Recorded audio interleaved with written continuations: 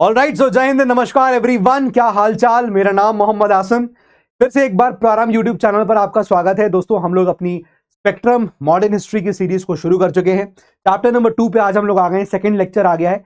आप लोग ने अगर फर्स्ट लेक्चर नहीं देखा है तो जरूर देख लीजिएगा। इस किताब को फॉलो कर लीजिए। पॉसिबिलिटी है कि मैं इसको पूरा प्रीलिम्स से पहले ही खत्म कराऊंगा आपका। तो कोई अगर स्टूडेंट है जो इस सीरीज को फॉलो करना चाहता है इस प्रीलिम्स के लिए 2025, तो डेफिनेटली आप इसे कर सकते हैं। मैंने आपको चैप्टर नंबर 1 पढ़ा दिया है। चैप्टर नंबर 1 बहुत छोटा चैप्टर था। सिमिलरली ये वाला चैप्टर भी बहुत ही छोटा होगा। एंड आई विल रिक्वेस्ट कि आप इन दोनों ही चैप्टर्स के नोट्स क्रिएट कर लीजिए। नोट्स बनाने से होगा ये कि जब इतनी बड़ी किताब, जो कि आप देख रहे हो कि 860 870 पेजों की किताब है यार, इसको आप ना दोबारा सोचोगे कि हम पढ़ने बैठ जाएं, हम फिर से पढ़ेंगे, हम टाइम निकाल लेंगे, तो अब तो टाइम नहीं है।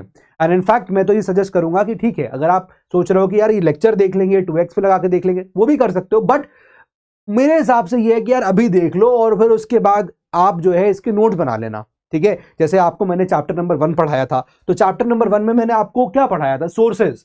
कि भाई मॉडर्न हिस्ट्री को हमको पढ़ना है तो व्हाट आर द सोर्सेज, क्या सोर्सेज है जिससे हम मॉडर्न हिस्ट्री को यहां पर जो है वो पढ़ें। और जब मैं आपको ये पढ़ा रहा था तो मैंने बेसिकली यहां पर कई सारे सोर्सेज को कोट किया था। पहले मैंने इनको 2 में डिवाइड कर दिया था। एक तो मैंने कहा था कि एक है भाई आर्काइव्स। आर्काइव्स मतलब वो जो आपके ऑफिशियल रिकॉर्ड्स है। एक आपके होगा एक कंटेम्पररी या सेमी कंटेम्पररी, है ना? याद आ रहा है? तो हाँ, याद आना चाहिए ना, अभी 2 ही दिन पहले पढ़ाया है। तो कंटेम्पररी या फिर आपके semi contemporary, what ever it is. ठीक है, तो ये वाले सोर्सेज और दोनों सोर्सेज में क्या क्या फर्क था? देखो, नाम से पता चल रहा है आर्काइव्स। आर्काइव्स बेसिकली क्या? ये आपके ऑफिशियल सोर्सेज। मैंने आपको कई सारे इसमें क्लासिफिकेशन किए थे, राइट? सेंट्रल गवर्नमेंट का यहाँ पर सोर्सेज हो गया, है ना, जो उस वक्त चल रही थी। स्टेट गवर्नमेंट जो थी उनका हो गया, है ना, जो 3 प्रेसिडेंसीज थे उन प्रेसिडेंसीज के यहाँ पर रिकॉर्ड्स हो गए, जो हर जगह रखे हुए हैं, आर्काइव्ड है, रखे हुए हैं, स्टोर्ड है। ठीक है, that they are archives, right? इसके अलावा जुडिशियल रिकॉर्ड्स हो गए, ये हमने देखा था। पार्लियामेंट्री प्रोसीडिंग्स हो गई, ये सब क्या है आपके? These are your official records, यार आर्काइव्स। मैंने आपको यहाँ पर कुछ कंटेम्पररी, सेमी कंटेम्पररी भी बताए थे। क्या मैंने आपको बताया था? जैसे फॉर एग्जांपल कोई मान लीजिए न्यूज़पेपर हो गया। इतने सारे हमने न्यूज़पेपर के नाम देखे थे, जैसे जेम्स ऑगस्टस हिक्की का अखबार देखा था। ठीक है, फिर उसके बाद जैसे कि यहाँ बहुत सारी नॉवेल्स हो गई, हमने वो भी देखा। फिर बहुत सारे यहाँ पर ऐसे कुछ ट्रैवलर्स हो गए जो अपने यहाँ पर ट्रैवल अकाउंट्स दे गए हैं, छोड़ गए हैं, वो हो गया। ऐसे यहाँ पर मान लीजिए किसी ने किसी को कोई इंटरव्यू दिया हुआ है, राइट? तो ये मैंने आपको यहां बताए थे। तो आप क्या करिएगा, इस पर्टिकुलर, अगर आपने नहीं किया अभी तक, तो इस चैप्टर का नोट्स आप एक A4 जो शीट होती है ना, A4 साइज की, इस A4 साइज की शीट में आप एक पेज में इसको बना लीजिएगा, सोर्सेस। और इनके नीचे ना आप बस पॉइंटर्स नोट कर लीजिएगा जो मैंने बताए थे, क्योंकि इससे क्वेश्चन आप देखो वैसे भी इतना कोई डिटेल समझ आने वाला है नहीं। और जो भी अगर आएगा भी तो हमने इतना लिख लिया है कि सोर्सेज में कभी आ गया तो आप इन सब चीजों को एक्सपैंड कर सकते हो। तो जो थोड़े बहुत फैक्ट्स है ना, उनको आप यहां पर लिख लिख के करिएगा। किसी की हैंडराइटिंग बड़ी है तो छोटी हैंडराइटिंग कर लीजिए अपनी। आप कोशिश करिए कि एक पेज में, उससे क्या होता है ना, मेंटली साउंड ये हो जाओगे आप, जब आप रिवीजन करने बैठोगे ना तो आपको लगेगा चलो चैप्टर 1 एक ही पेज के अंदर है। अगर आप इसी चीज को बड़ा बड़ा लिखोगे, फैला फैला कर लिखोगे, तो होता क्या है कि वो आपका 2 पेज 3 पेज में चला जाएगा। आपको लगेगा आप एक ही, पहला ही चैप्टर मेरा 3 पेजेस का है। और आप इस तरह से 35 प्लस जो पेजेस का ये किताब है, चैप्टर्स का किताब है, अगर आप कितने अभी आप बहुत बड़े बड़े चैप्टर्स आएंगे तो फिर आपका खुद का नोट्स पता चला 1000 पन्ने के ऊपर हो जाएगा। वो चीज नहीं करना है। आप लोग जो परेशान होते हो ना कि भाई पढ़ तो लिया, जैसे आप बोल रहे हो सर 1 शॉट दे दो। आप लोग 1 शॉट क्यों मांगते हो? आप लोग कहते हो ना सर एंशिएंट हिस्ट्री का 1 शॉट दे दिया, मेडिवल हिस्ट्री का दे दीजिए। तो 1 शॉट आप इसलिए मांगते हो क्योंकि आपको क्या रिवाइज करना होता है। अब आप सोचते हो कोई मैंने पढ़ तो लिया 20 घंटे में, 40 घंटे में एंशिएंट हिस्ट्री, लेकिन अब मुझे उसको रिवाइज करना है 7-8 घंटे में। तो अब आप 1 शॉट ढूंढोगे, फिर उसको आप भी आप ट्विक्स कर लोगे। तो इसका बेस्ट तरीका ये है कि जब आप पढ़ रहे हो ना किसी एक जैसे सीरीज को पढ़ रहे हो, स्पेक्ट्रम को, तो स्पेक्ट्रम सीरीज को आप अच्छे से फॉलो करो, उसके नोट्स वहीं बना लो। अब क्या है, जब भी आपको चैप्टर नंबर 1 रिवाइज करना है, आपको मेरा वीडियो खोलने की जरूरत नहीं है। आप सीधे यहां पर आइए और आपको ये चीजें रिकलेक्ट होना शुरू हो जाएंगी। सिमिलरली आज हम लोग ये चैप्टर पढ़ने जा रहे हैं, that is major approaches to the history of modern India. तो जो मॉडर्न इंडिया की हम लोग आज बात यहाँ कर रहे हैं, इसकी हिस्ट्री हम लोग पढ़ रहे हैं, इसको देखने के अप्रोचेस क्या है। यानी कि आज हम जो मॉडर्न हिस्ट्री पढ़ रहे हैं अपनी, है ना, राइट, फ्रॉम 1707 1757 टू 1947, ये जो इंसिडेंट्स हुए, इसके बीच में जो इवेंट्स हुए, इन इवेंट्स को देखने का नजरिया, ये हम पढ़ने जा रहे हैं। इन इवेंट्स को देखने का अप्रोच, ठीक है? तो बेसिकली अगर मैं आपसे बात करूं, मैं यहां पर शुरुआत करूं, आप just a minute, sorry, right. तो यहां पर मैं अगर आपको शुरुआत करूं तो थोड़ी चीज समझाने वाली क्या होगी कि जैसे मान लीजिए जैसे मान लीजिए हम बोल रहे हैं कि सर ठीक है 1707 है, 1707 में औरंगजेब की जो है वो डेथ हो गई।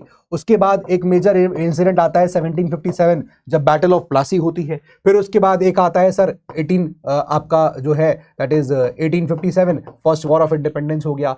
एक और आता है सर क्या 1947 जब हमको आजादी मिलती है। यही देखा था हमने। तो हमें मोटे मोटे समझ में आ रहा है कि ये जो पूरा इंसिडेंट हुआ है यहां से लेकर यहां तक के जो इंसिडेंट चले हैं, ये इंसिडेंट्स, ये इवेंट्स और ये जो आपके इंसिडेंट जो भी इस पीरियड में घटे हैं, इसको देखने का नजरिया, इस पर्टिकुलर पीरियड को देखने का नजरिया, यानी कि जब हम बात करेंगे नजरिया, इसका मतलब व्हाट इज नजरिया, योर पर्सपेक्टिव, है ना। और इसका पर्सपेक्टिव अलग अलग होगा अकॉर्डिंग टू दी पीपल। और इसी को हम लोग यहां बोल रहे हैं, जब हिस्टोरियंस पढ़ेंगे तो यही आपके क्या है, अप्रोचेस हो जाएंगे। तो यहां पर जब हम अप्रोचेस की बात कर रहे हैं इस पर्टिकुलर पीरियड के बारे में मॉडर्न हिस्ट्री के, तो यहां पर हमें कई सारी अप्रोचेस बनेंगी। देखिएगा, अगर मैं आपको एक अप्रोच की बात करूं तो कुछ यहां पर 2-3 अप्रोच इंपॉर्टेंट हैं। जैसे फॉर एग्जांपल एक आपका होगा कोलोनियलिस्ट अप्रोच। अब कोलोनियलिस्ट अप्रोच से आपको मोटा मोटा एक बात तो समझ में आ रहा होगा आसान सी भाषा में, कि जो अंग्रेज थे, जो हम पे राज कर रहे थे, जिन्होंने भारत को अपना एक कॉलोनी बनाया था, उनका अप्रोच क्या है इन इंसिडेंट्स को देखते हुए। ये लोग कैसे डिस्क्राइब करते होंगे। कभी आप अगर ब्रिटेन में जाके वहां पर हिस्ट्री पढ़ेंगे तो जैसे हम लोग इतिहास पढ़ते हैं इस पीरियड का, वो वैसे बिल्कुल नहीं पढ़ते हैं, उनका अलग तरीका होता है। तो वो पर्सपेक्टिव हो गया, ठीक है। तो एक तो वो क्या पर्सपेक्टिव है। दूसरा पर्सपेक्टिव एक हमारे नेशनलिस्ट हो गए भाई, जहां पर आके रूल किए ये, तो हमारे नेशनलिस्ट का क्या अप्रोच था इस पर्टिकुलर टाइम पीरियड को देखने का, वो अलग हो गया, ठीक है। एक तो ये हो गया। तीसरा जैसे हम बात करेंगे तो आपका हो गया मार्क्सिस्ट अप्रोच। अब इस अप्रोच में कौन कौन यहां पर प्रोपोनेंट्स थे, कौन से यहां पर वो आपके लीडर्स हैं जो बेसिकली इसमें इंक्लूड होंगे, मतलब इस अप्रोच को जो प्रोपाउंड करेंगे, हम मार्क्सिस्ट अप्रोच के बारे में बात करेंगे, ठीक है। इसी तरह आप देखोगे कि यहां पर एक अप्रोच आपको और मिलेगी, दैट इज कॉल्ड एज सब अल्टर्न अप्रोच। लगभग सेम होती है, ठीक है। बताऊंगा डिफरेंस क्या है, नोट कर लीजिए अभी। दिस इज सब अल्टर्न अप्रोच हो गई, क्लियर बात है। तो ये हमारे को 4 इंपॉर्टेंट है, ठीक है। जो थोड़े कम इंपॉर्टेंट है, यहां पर इतना जिक्र जिनका नहीं होता है वो उनकी बात भी कर लेते हैं। जैसे फॉर एग्जांपल एक आप जो लिख सकते हो you can write communalist approach, ठीक है। अब देखो, इसका आप नाम से पता लगा पा रहे होगे कि इनकी अप्रोच क्या रही होगी इस पीरियड को देखने की, है ना। मोटे मोटे तौर पे क्या समझ में आ रहा है कि हाँ, कुछ ये लोग ने हिंदू मुस्लिम की बातें करी होंगी। एंशिएंट पीरियड जो है वो हिंदूज गवर्न कर रहे थे, मेडिवल पीरियड जो है मुसलमान गवर्न कर रहे थे। और इन दोनों के जो व्यूज हैं, या इन दोनों के जो इनकी जो लाइकनेस है या फिर जो इनकी अनलाइकनेस है, वो अलग अलग है। मतलब they like the different things, है ना। इनका डिमांड ही अलग है, हिंदूज का, मुसलमानों का अलग है, इनकी कभी व्यूज मैच नहीं कर सकते। इस तरह का कुछ अप्रोच उन्होंने इस पर्टिकुलर पीरियड को पढ़ते वक्त अपनाया होगा। तो एक हो गया कम्युनलिस्ट अप्रोच, ठीक है। इसके बाद आप देखोगे एक अप्रोच आती है, that is called as Cambridge approach, ठीक है। इसको हम बोलते हैं कैम्ब्रिज अप्रोच। क्या होगा ये अप्रोच, अभी हम लोग देखेंगे। इसमें सिंपल है, कुछ बहुत ज्यादा नहीं है, आपको लग रहा है कि ज्यादा, बट है नहीं, ठीक है। देन उसके बाद आपको एक अप्रोच मिलेगी liberal and new liberal approach. वो भी आप यहां पर देख लीजिए, liberal and new liberal approach. नाम से मत घबराइएगा, नाम ही बस इसके हैं, इसके अंदर कुछ खास है नहीं। और लास्ट है आपका फेमिनिस्ट अप्रोच। अब चलो मैं ना आपको 2 मिनट निकाल के सारे अप्रोचेस को एक बार क्रक्स कर देता हूं, ताकि आपको समझ में आ जाए कि अपन बात क्या करने वाले हैं।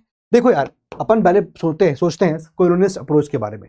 अब कॉलोनियलिस्ट अप्रोच क्या होता है, पहले समझो कॉलोनी क्या होता है। देखो क्या है कि जब ब्रिटिश आया और भारत पे उसने कब्जा किया, ठीक है। पहले तो ब्रिटिश एक ईस्ट इंडिया कंपनी आई थी, एक प्राइवेट कंपनी थी, उसने भारत के ऊपर आके कब्जा करना शुरू किया।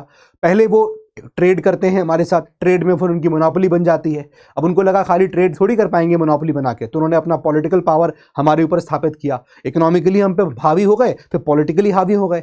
जब इकोनॉमिकली और पॉलिटिकली हावी होते चले गए, तब उनको लगा यार कि हम मतलब ये कल्चरली ये लोग कभी भी पलट सकते हैं, क्योंकि हम इनके बहुत सारे कल्चर्स को दबा रहे हैं। तो इन्होंने हमारे ऊपर कल्चरली भी इम्पोज अपना कल्चरली भी हावी हो गए हमारे ऊपर। तो बेसिकली क्या है कि पॉलिटी, इकोनॉमी, कल्चरली ये सब तरीके से इन्होंने हमारे ऊपर हावी हो गए। तो इन्होंने क्या किया कि इंडिया को एक तरह से क्या किया, अपना कॉलोनी बना लिया। कॉलोनी बनाने का मतलब ये कि हम पे जब कब्जा किया, कॉलोनी का मतलब ही यहां पर ये हो गया कि भारत की जो भी इकोनॉमिक एक्टिविटीज होंगी वो इस तरह से चलेंगी कि इसका फायदा अंग्रेजों को मिले। ये होता है कॉलोनी। ठीक है ना, समझ में आया। कॉलोनी का मतलब क्या हो रहा है कि भाई मान लीजिए इंडिया है, इंडिया में जो भी आप कार्य कर रहे हो, इंडिया में जो भी इकोनॉमी चल रही है, उसको इस प्रकार से फंक्शन करना है, इस प्रकार से चलाना है, इस प्रकार की पॉलिसीज अपनानी है भारत के अंदर कि उसका फायदा अंग्रेजों को मिलना चाहिए। तभी तो बोलेंगे कि इंडिया इज अवर कॉलोनी, हमारी कॉलोनी है। तो ये यहां पर कॉलोनिस्ट अप्रोच क्या थी यह समझना पड़ेगा। यानी कि जो अंग्रेज हमारे ऊपर राज कर रहे थे, जिस प्रकार से वो पॉलिसीज को ड्राइव कर रहे थे और वो पॉलिसीज की फायदा उनको मिल रहा था, तो ये अप्रोच क्या होगी। ये लोग यही अप्रोच रखते थे कि भैया, ये हमने आर एस शर्मा के अंदर जब हम लोग पढ़ रहे थे, हम लोग चैप्टर नंबर आई थिंक 4 है आर एस शर्मा साहब की किताब का, तो उसमें हम लोग यही पढ़ रहे थे कि भाई ये लोग क्या कहते थे, जो आपके थिंकर्स थे, जैसे कि जो आपके ब्रिटिश हिस्टोरियंस थे, जैसे कि फॉर एग्जांपल मैक्स मुलर का नाम आया था उसमें, है ना, जैसे उसमें विंसेंट स्मिथ का नाम, वी.ए. स्मिथ का नाम आया था। तो ये लोग क्या कह रहे थे, ये लोग यही कह रहे थे कि भाई इंडियंस जो है ना, इनको जो है ज्यादा पॉलिटिक्स में मतलब ही नहीं होता है, ये ज्यादातर ओरिएंटलिस्ट चीजों में लगे रहते हैं। यानी कि इनको जो है वो नेक्स्ट वर्ल्ड की चिंता ज्यादा होती है, ये गलत काम नहीं करना है वरना हम लोग नरक में जाएंगे, है ना, हम लोग वरना अच्छा काम करेंगे तो स्वर्ग में जाएंगे। मतलब ये लोग इंडियंस जो है ना, उनको हिस्ट्री का जरा भी कोई अता पता नहीं है, टाइमलाइंस में इनको जीरो है, इनको इतिहास को रखना आता ही नहीं है। और ये लोग ऐसे हैं जो हमेशा जिंदगी भर जो है इनके ऊपर एक डिस्पोटिक रूल रहा है, कभी ना कभी किसी के अंडर ये रूल करे हैं। याद करिए कि मैक्स मुलर ने उस वक्त क्या किया था, कुछ चीजों का जनरलाइजेशन कर दिया था। इंडिया में कास्ट में लोग बटे हैं, डिवाइडेड सोसाइटी डिवाइड है, और आपस में ये लोग लड़ते हैं, है ना, इनके यहाँ सोसाइटी में डिवीजन है, and all these things is going on. तो कॉलोनिस्ट ने इस पर्टिकुलर पीरियड को यही अप्रोच देके पढ़ाया कि भाई इन लोग के जो इंडियंस है ना, इनके कंट्री में बहुत सारा सोशल जो है डिवीजन है, और बहुत सारी ऐसी प्रैक्टिस है, सती प्रैक्टिस चल रही है कि भाई हस्बैंड मर गए तो फिर उसके बाद वाइफ को भी जला देंगे, जल जाती थी, एंड ऑल दीज थिंग्स। ठीक है, तो ये सब चीजें यहां पर ये लोग बोल रहे हैं, ये इनका अप्रोच था। ठीक है, अब ये बोल रहे हैं कि ये तो मतलब नेगेटिव सेंस में हो गया कि मतलब ऐसा इंडिया के बारे में नेगेटिव बताया। अब इन्होंने अपने बारे में अच्छा ही बताई कि भैया हम इंडिया में हैं इसलिए इंडियंस को एजुकेशन मिल रहा है, इंडिया में स्कूल इतने अच्छे नहीं हुआ करते थे, इंडिया को हम इंग्लिश में चीजें सिखा रहे हैं, इंडिया में जाके ये सब जो प्रैक्टिसेस चल रही थी, विडो इमोल्यूशन हो रहा है, हम उसको रोक रहे हैं, है ना, हम चाइल्ड की मैरिज को रोक रहे हैं। तो हमने बहुत सारे अच्छे काम इंडियंस के लिए किए, हमने इंडिया के अंदर रेलवेज बिछाया, हमने इंडिया में टेलीग्राफ सर्विसेज लेके आए, हम इंडिया में मतलब 10 अपनी वाहवाही कर रहे हैं।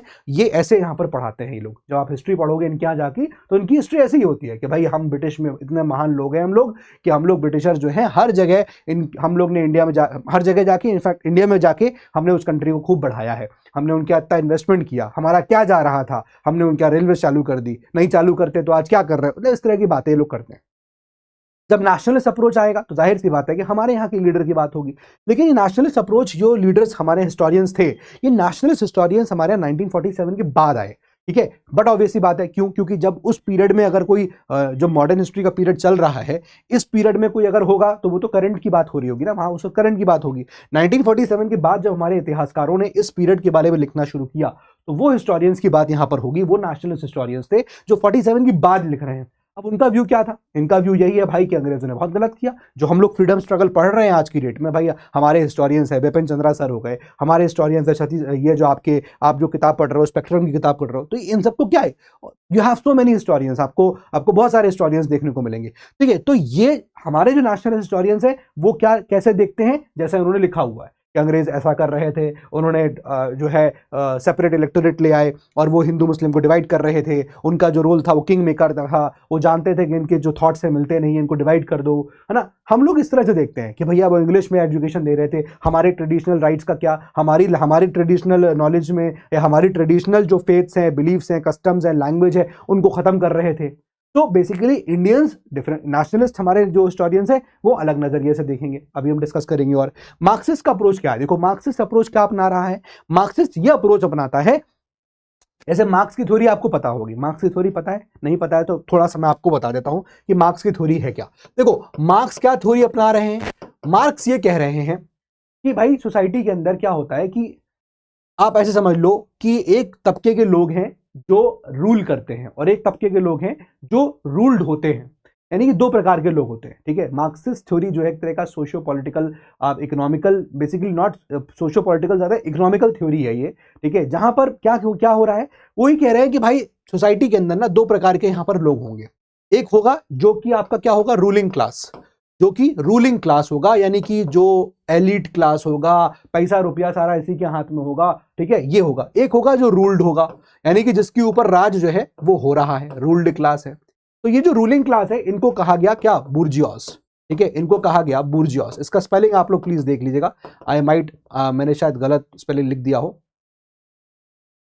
ठीक है, आप लोग प्लीज सही स्पेलिंग प्लीज देख लीजिएगा, ठीक है। एंड देन रूल्ड क्लास क्या होता है, रूल्ड क्लास इज बेसिकली, इनको क्या बोलते हैं, प्रोलिटेरिएट, प्रोलिटेरिएट। तो यहां पर जो लोग पॉलिटिकल साइंस से कर रहे होंगे, ग्रेजुएशन कर रहे होंगे या किया होगा, तो आप ये समझ सकते हो कि अच्छा ये आप मतलब आपको ये पढ़ाया गया होगा।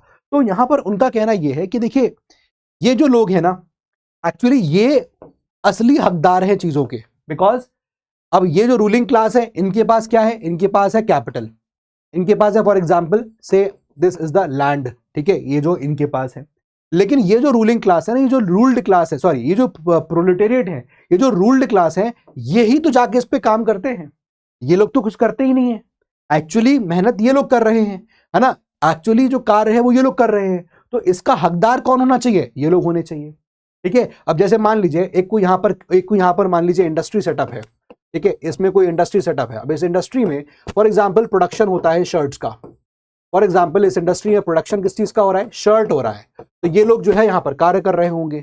अब यहाँ पर मालिक कौन है, ये रूलिंग क्लास है, ये इसको रूल कर रहा है इंडस्ट्री को। तो यहाँ पर मालिक कौन है, ये व्यक्ति मालिक है, ठीक है। अब यहाँ मान लीजिए कि शर्ट का प्रोडक्शन हुआ और 5000 शर्ट्स बनाई गई, और एक शर्ट की जो वैल्यू है फॉर एग्जाम्पल 500 रुपए थी, ठीक है। तो जो टोटल इस वाले आदमी को फायदा हुआ वो कितना हुआ, 25 फॉर एग्जाम्पल, 1 2 3 4 5, ये फायदा हुआ, ठीक है। लेकिन जब बात आएगी इन लोगों को देने की, भाई मेहनत ये लोग कर रहे हैं, इनको मिलेंगी यहाँ पर क्या, वेजेस, इनको मिलेगी वो वेजेस। और बोलो एक आदमी की वेज 25 रुपए हो, कोई बड़ी बात नहीं है, और कमी हो बोलो पहले के टाइम में, तो बोलो इतनी इतनी वेजेस हो, और जो मैक्सिमम प्रॉफिट है वो ये क्लास रख लेगा। भाई इसमें से आप बहुत निकाल दोगे तो एक जीरो निकाल दो, पता चला सब में से उसके बाद भी उसके पास इतना बच गया, है ना, उसके पास भी उतना बच गया, वो उसकी यहाँ पर क्या हो गई, उसकी यहाँ पर आमदनी हो गई। तो यहाँ पर ये जो व्यक्ति है ये बिना कुछ किए इतना पैसा कमा रहा है, और जो असली मेहनत कर रहे हैं वो ये। तो मार्क्स कह रहा है कि ये लोग जो है इनका सप्रेशन करते हैं, एक्सप्लॉइटेशन कर रहे हैं, इनको दबा रहे हैं, इनको एक्सप्लॉइट कर रहे हैं। तो एक दिन ऐसा आएगा जब ये क्लास क्या करेगा, ये क्लास कर देगा रेवोल्यूशन, ये क्या कर देगा, रेवोल्यूशन कर देगा, ये क्या करेगा, तख्ता पलट कर देगा और इनसे पावर को छीन लेगा। ये पूरी मार्क्स की थ्योरी चलती है, ठीक है ना, बात समझ में आ रही। मार्क्सिस्ट की थ्योरी है कि ये लोग अल्टीमेटली रिवॉल्यूशन करेंगे। तो यहां पर जब हम बात कर रहे हैं मार्क्सिस्ट अप्रोच की, तो यहां मार्क्सिस्ट अप्रोच क्या आती है, अभी हम लोग उसको भी यहां पर डिटेल समझेंगे। इसी बैकग्राउंड में आप मार्क्सिस्ट की थ्योरी को यहां समझिएगा कि ये लोग क्या कहना चाह रहे हैं, ठीक है। यहां पर ये लोग यही कह रहे हैं कि भाई जो हमारे जो इंडियन है ना, इंडियंस का यहां पर जो कॉन्ट्रडिक्शन है वो आपस में ही है, पहले तो आपस ही में लड़ रहे हैं ये लोग। और यहां पर अभी मैं आपको आगे बताऊंगा और डिटेल से, we will come to it, ताकि वरना आपका ये फ्लो ना टूटे। सब अल्टर्न अप्रोच भी है, सब अल्टर्न अप्रोच को देखेंगे कि यहाँ पर यही लोग कह रहे हैं कि भाई जो इंडियंस है ना उनको एक्चुअली पावर चाहिए थी हमसे, है ना, ब्रिटिशर से पावर चाहिए थी। ये इनका सब अल्टर्न अप्रोच का देखने का नजरिया है कि जो इंडियंस है ना ये कोई अपने लिए थोड़ी लड़ रहे थे, ये लोग क्या कर रहे हैं, ये लोग इनको पावर चाहिए थी, दे वर भूखे ऑफ पावर, उनको पावर चाहिए। तभी वो कह रहे हैं कि मॉन्टेक ट्रांसपोर्ट रिफॉर्म में ऐसा कर दो, 1935 एक्ट में हमको ये दे दो, हमको इलेक्शन दे दो। तो दे आर भूखे ऑफ पावर, इसको इस तरह से दिखा रहे हैं। ये नहीं देख रहे हैं कि भाई जबरदस्ती हमारा देश, लोग यहाँ के, देश इनका, और ये रूल भी नहीं कर पा रहे हैं।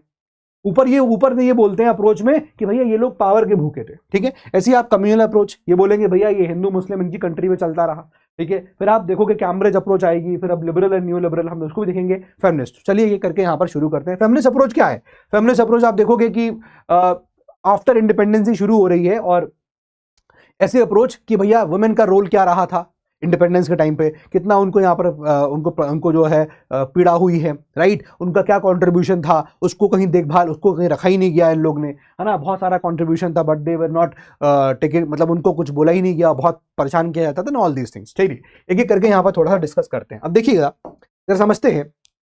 पहला चीज तो किताब के अंदर जो चीजें आती हैं वो बता देता हूं। आई थिंक देखो पूरा चैप्टर का जस्ट हो गया, बस हल्की हल्की चीजें जाननी है, इसमें इतना ही है। इस चैप्टर के नोट्स आपको ना मैक्सिमम 1 पेज के अंदर या 2 पेज के अंदर बना ले, 1 पेज में बना लीजिएगा आप, मैं आपको यही बोलूंगा, जितना मैंने बताया उतना ही है, आपको थोड़ा थोड़ा मोटा मोटा आउटलाइन होना चाहिए। अब इसमें अपन को ऐड क्या करना है कि भाई कॉलोनियलिस्ट अप्रोच के कुछ हिस्टोरियंस के नाम पता हो, है ना, नेशनलिस्ट अप्रोच के कुछ हिस्टोरियंस के नाम पता हो, वैसे तो बहुत सारे हैं लेकिन नेशनल हिस्टोरियंस में एक दो नाम उनकी किताबें आएंगी तो वो पता होनी चाहिए, बस दैट्स इट। ठीक है, चलिए पहली तो बात आती है हिस्टोग्राफी ऑफ मॉडर्न इंडिया। यहाँ पर पहला क्वेश्चन यही है समझने वाला पॉइंट कि हिस्टोग्राफी होता क्या है। ये जो आप देख रहे हो ना historiography, what is this historiography, आगे ही आंसर लिखा है कि the study of historical interpretation. अब इसका मतलब क्या है, हिस्टोरिकल इंटरप्रिटेशन का मतलब क्या है, जब आप कोई हिस्टोरिकल चीज, कोई पास्ट इवेंट, जब आप कोई पास्ट चीजों का क्या करते हो, आप उन इवेंट्स को थोड़ा सा एनालाइज करते हो, आप उन इवेंट्स के मतलब को ढूंढने की कोशिश करते हो। अच्छा ये गांधी जी ने ऐसा किया था तो इसका मतलब क्या था, when you start studying these things तो उसको बोलते हैं हम हिस्टोरिकल इंटरप्रिटेशन। हम कोई इतिहास की चीज का इंटरप्रिटेशन कर रहे हैं, बट ऑब्वियसली बात है, वेरी सिंपल। तो जब हम इतिहास की चीजों का इंटरप्रिटेशन कर रहे होते हैं, हम जब ये चीज पढ़ रहे होते हैं तो उसी को हम लोग यहाँ पर हिस्टोग्राफी कहते हैं। बस इससे ज्यादा कभी और कुछ पूछेगा नहीं, बस ये वर्ड जान लीजिए। कभी आपको यूज, कभी वर्ड बोल दोगे हिस्टोग्राफी तो यहाँ पर एक इंपैक्ट पड़ेगा, चलो ठीक है this person is knowing this thing. मतलब आपको क्या है, मेंस के अंदर ना होता है कि हम लोग जब कोई चीज एक्सप्लेन करते हैं तो हमें बहुत सारे वर्ड लिखने पड़ते हैं उस चीज को एक्सप्लेन करने के लिए, but if you know this word historiography तो आप एक वर्ड लिख के इस तरह इस चैप्टर में कभी कोई क्वेश्चन आ गया तो आप उसमें हिस्टोग्राफी लिख के आगे बढ़ सकते हो। ठीक है, तो हिस्टोग्राफी बहुत एसेंशियल है ना। हम कोई भी चीज यहाँ पर ग्रास्प करना चाहते हैं, हिस्टोरिकल चीजों को हमें समझना है कैसे चल रही थी, तो हिस्टोग्राफी जरूरी है, राइट। यानी कि हम हिस्ट्री के, इतिहास के पास्ट इवेंट्स को थोड़ा सा यहाँ पर एसेस करें, एनालाइज करें, ये क्या हो रहा था, क्यों हो रहा था, उसके मतलब को ड्राइव करें, वही होता है हिस्टोरिकल। ठीक है, तो यहाँ पर चलिए अभी देखिए 4 अप्रोचेज हैं बेसिकली हिस्ट्री, इस मॉडर्न हिस्ट्री को, जो मॉडर्न इंडिया को जो लोग पढ़ रहे हैं, यानी कि मॉडर्न हिस्ट्री के बारे में 4 अप्रोचेज हैं मेन, और फिर कुछ 4 और हैं, यानी टोटल 8 अप्रोचेस जो मैंने आपको ऑलरेडी बता दी। एक तो हो गया कॉलोनियल अप्रोच जिसको हम लोग इंपीरियलिस्ट भी कहेंगे, ठीक है। एक हो गया नेशनलिस्ट अप्रोच, एक मार्क्सिस्ट हो गया, एक सबअल्टर्न हो गया, चारों बताई मैंने आपको। कम्युनिस्ट हो गया, देन कम्युनलिस्ट हो गया, कैम्ब्रिज हो गया, लिबरल न्यू लिबरल एक ही है, एंड देन फेमिनिस्ट हो गया। ठीक है ना, तो इस प्रकार से आपको ये 8 अप्रोचेस यहां पर देखने को मिलेंगी। चलिए जल्दी जल्दी शुरू करते हैं, कॉलोनियल अप्रोच की तरफ आते हैं। अब देखो कॉलोनियल अप्रोच, मैंने आपको काफी चीजें उसमें ऑलरेडी आपको बता दी हैं कि कॉलोनी वाले जो लोग होंगे वो कहेंगे कि भाई हम जो रूल कर रहे थे ना भारत के ऊपर, वो सही रूल कर रहे थे। दे विल कंटिन्यूअसली ट्राई कि वो अपने रूल को जस्टिफाई करेंगे, राइट। तो कॉलोनियल रूल क्या करेगा, वो अपने रूल को जस्टिफाई करेगा। ठीक है, तो यहां पर जो जो पॉइंटर्स मैं बता रहा हूं, जहां पर 1 2 3 लिख दूंगा या पे स्टार लगा दूंगा, उसको आप एक पॉइंट बना के लिख लीजिएगा। जैसे फॉर एग्जाम्पल हम कॉलोनियल अप्रोच की बात कर रहे थे, तो उनका अप्रोच क्या था कि भैया वो फोकस करते थे कि उनका डोमिनेशन जो करा है उन्होंने, यानी कि जो कॉलोनी थी, ये जो ब्रिटेन वाले लोग थे बेसिकली, ये ब्रिटेन वाले लोगों ने क्या किया है, उनका फोकस क्या है कि हमने जो डोमिनेशन किया भारत के ऊपर उसको जस्टिफाई करेंगे ये लोग कि भैया colonial rule was necessary, colonial rule की जरूरत थी। क्यों, क्योंकि हम ही लोग जो थे, जो वेस्टर्न कल्चर, जो वेस्टर्न वैल्यूज इन लोगों तक लेके आए थे, वरना इनको तो आता ही नहीं था। ऐसी बातें ये लोग बोलते हैं। ठीक है, तो ये हमारे जो इंडिजिनस, हमारा जो इंडिया का इंडिजिनस सोसाइटी, इंडिजिनस कल्चर था, उसको यहाँ पर ये लोग क्रिटिसाइज करेंगे कि भैया इनके यहाँ तो सती प्रैक्टिस हो रही है, इनके यहाँ जो है बच्चों जो है बच्चा 5 साल का था शादी कर दी जा रही है। ठीक है, इस तरह की बातें यहाँ पर ये लोग बोल रहे थे। And they were praising their culture, वो कह रहे हैं कि हमारे कल्चर में साइंटिफिक चीजें होती हैं, हम लोग रीजनेबिलिटी बात करते हैं। ये लोग जो है, ये लोग जब देखो ये बाह्य दुनिया की बात करते, मतलब ये लोग ये स्वर्ग नरक की बात करते रहते हैं, ये मरने जीने की बात करते रहते हैं, मतलब लाइक कि जब हम, ये दुनिया कुछ भी नहीं है, जो होगा वो हमें अच्छे कार्य करने हैं, हमें अच्छे कार्य इसलिए करने हैं क्योंकि हमको नरक, हमको स्वर्ग में जाना है। ये मतलब इस तरह की बातें ये लोग बोल रहे हैं। अब यहाँ पर कुछ कॉलोनियल अप्रोच के जो हिस्टोरियंस हैं, यहाँ 2 नाम याद रखिएगा। एक तो आपके हो गए जेम्स मिल, ठीक है, एक हो गया जेम्स मिल, ठीक है, एक आप देखोगे विंसेंट स्मिथ। अब यहां पर आप चाहो तो और नाम भी कोट कर सकते हो, जैसे कि हमने आर एस शर्मा साहब की एंशिएंट हिस्ट्री किताब में तब पढ़ा था, and that was Max Muller, है ना, मैक्स मुलर। और इन्होंने क्या किया था, इफ यू रिमेंबर, अगर आपको थोड़ा भी याद है, जिसने अभी मेरे वो किताब वो भी पढ़ा होगा, अगर आपने मेरा जो लेक्चर मैंने दिया था फॉर ग्रेजुएशन के लिए, तो वहां पर मैंने इन ब्रिटिश हिस्टोरियंस को पढ़ाया था। तो मैक्स मुलर ने क्या किया था, कुछ जनरलाइजेशंस कर दिए थे, कुछ जनरलाइजेशंस किए थे भारत के इंडिया को लेकर। क्या, जैसे क्या जनरलाइजेशन था इनका, इनका एक जनरलाइजेशन ये था कि भैया ये जो इंडियंस है ना, ये डिस्पोटिक रूल के आदी हैं। इतिहास गवाह है कि हमेशा भारत के लोग जो हैं वो किसी ना किसी डिस्पोटिक रूल में रहे हैं, यानी कि उनको कोई बताए कि ये करो, ऐसा मत करो, ऐसा करो, ऐसा करो, तो डिस्पोटिक रूल हमेशा भारत के ऊपर रहा है। जबकि ये जनरलाइजेशन जो इन लोगों ने किए, यही नेशनलिस्ट हमारे हिस्टोरियंस बोलेंगे कि जनरलाइजेशन गलत है। जैसे मौर्य के टाइम पे क्या हम क्या ऐसे किसी डिस्पोटिक रूल के अंडर थे? नहीं, हमारा खुद का यहाँ पर एक साम्राज्य था मौर्य, पूरे हिंदुस्तान पे कवर उसका एरिया वो होता था, है ना। अशोका का टाइम पे हमने देखा, हमने मेडिवल इंडिया के टाइम पे देखा, तो ये सब हमारा ही है। ये दिखा रहे हैं बार बार अलग अलग कि अलग है, तो वो इस तरह का यहाँ पर अप्रोच दिखाते थे कि भैया इंडियंस जो है ना वो डिस्पोटिक रूल की आदी है। इंडिया की सोसाइटी जो है ना, इनकी सोसाइटी में आप देखोगे तो सोसाइटी इज टोटली डिवाइडेड है। ये सब लोग डिवाइडेड हैं, इनका कोई ये किसी के खास नहीं है, किसी के सगे नहीं है। इस प्रकार की बात जनरलाइजेशन उन्होंने की है। इन्होंने कहा कि भाई इंडिया आप देखोगे तो ये हमेशा और आप क्या कहते हैं इसको, ये हमेशा ट्रेडिशनल चीज़ों की बात करेंगे। इनके हमेशा थॉट जो है वो ट्रेडिशनल बिलीफ्स को ये फोकस करते हैं, है ना। ये कभी भी साइंस या हिस्ट्री को ये ज़रा भी नहीं जानते हैं, हिस्ट्री या फिर टाइम लाइन्स, ठीक है, timelines do not matter to them, इनको यहां मैटर ही नहीं करते हैं। तो कुछ इस प्रकार की जनरलाइजेशन जो है मैक्स मुलर ने किए थे जब हमने आर्य शर्मा में पढ़ा था। तो वही चीजें यहां पर समझिए आप, ठीक है। अब ऐसे यहां पर देखो, मैंने नाम बताया ना आपको, देखिए जेम्स मिल, ठीक है, जेम्स मिल का यहां पर हो गया। देन उसके बाद देखिए यहां पर माउंट स्टुअर्ट एल्फिंस्टोन, ये आप देखोगे द हिस्ट्री ऑफ इंडिया, ये इनकी किताब है। ये आप देखोगे किताब जो है ये किसकी है, ये माउंट स्टुअर्ट की किताब है, माउंट स्टुअर्ट की ये किताब है, ठीक है। इनका नाम है हिस्ट्री ऑफ इंडिया, इसका यहाँ पर नाम है, राइट। तो इस तरह के यहाँ पर कुछ कॉलोनियलिस्ट जो है वो यहाँ पर थिंकर्स जो है हिस्टोरियंस हो गए। अब यहाँ जो कुछ मैंने ऑरेंज से कर रखा है, येलो से कर रखा है, वही आपके की पॉइंट्स है बस। जैसे कि अब इस कॉलोनियलिस्ट वालों का अप्रोच क्या था, क्या कॉमन फीचर थे, मैंने सारे आपको एक्सप्लेन कर दी हैं, वही बातें लिखी। जैसे फॉर एग्जांपल ये इन्होंने हमेशा बोला कि भारत जो है वो हमेशा, इनके लोग ओरिएंटलिस्ट रिप्रेजेंटेशन रखते हैं। ओरिएंटलिस्ट मतलब क्या हो गया कि भैया हम ये बात ज़्यादा ये करते हैं कि भाई जब मर जाएंगे तो हम नर्क में चले जाएंगे, खराब काम करेंगे तो, है ना, हम अच्छे कार्य करेंगे तो स्वर्ग में जाएंगे। तो यहाँ पर ये ओरिएंटलिस्ट ज़्यादातर ये लोग रहते हैं। इनको ज़्यादातर प्रेजेंट से मतलब नहीं होता है, ये हमेशा फ्यूचरिस्टिक सोचते हैं, पास्ट को लेके पढ़े रहते हैं, ये इस तरह के लोग हैं। फिर ये बोला इन्होंने कि भाई इस ऐसे हालात थे इंडिया के कि आप जब हम पहुंचे हैं, तो इनका कहना मतलब ये British bringing unity to India. अब ये इन्होंने क्यों बोला, इन्होंने कहा कि देखिए जब हम लोग भारत पहुंचे हैं ना, तो यू विल फाइंड, ये ऐसा ये लोग कह रहे हैं। अब ये लोग क्या कह रहे हैं कि भैया अंग्रेज कह रहे हैं कि जब हम लोग इंडिया पहुंचे तो हो क्या रहा था, हमने देखा था कि भाई यहां पर यू विल फाइंड कि एक मराठा पावर जो है वो इमर्ज हो रही थी, ठीक बात है ना।